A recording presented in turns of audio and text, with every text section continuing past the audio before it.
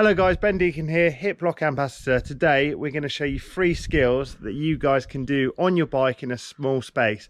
Obviously make sure you get permission from your parents if you're going to do it in your living room, but you certainly don't require a big space. So here we go, let's check it. The bike I'm using today is a hardtail. This is a bike that we can find in many households. You can obviously use your road bike, your BMX, your full suspension bike, whatever takes your fancy. The first skill we're going to learn today is a track stand. So a track stand is all about balance, all about core. You can obviously do it standing up, sitting down.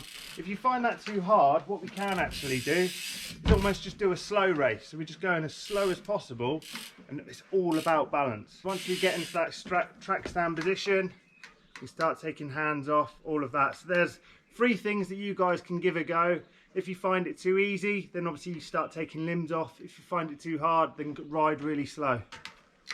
After the track stand, the next thing we're going to do is basically just manoeuvring the bike in a small space. So what we can do, we can start lifting the front wheel, we can start lifting the back wheel. Once you get acclimatized to that a bit, we can then think about either just doing the front wheel, or we could do the front and the back wheel. So if we have a look, hopefully you guys might be able to even do a 360. Once again, another simple, maybe not simple, but another easy trick to do in a small space. The next one we're going to learn is an endo. So the whole reason of learning an endo is all about that brake control and finding that balance point. So what we're aiming to do is riding along at a pace, and then we're just going to literally press the front brake, lean forward with our body, and try and get our back wheel off the ground. I'm going at a pace, leaning forward, front brake on and down.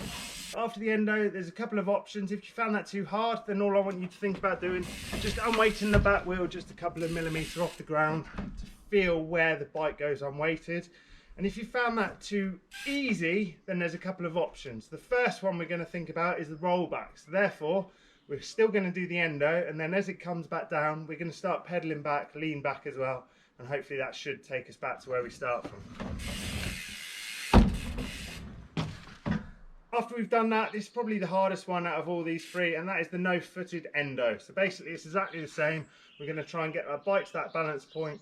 Once we get to that balance point, I'm literally going to put my backside back on the saddle, take both feet off, and then put them back in again.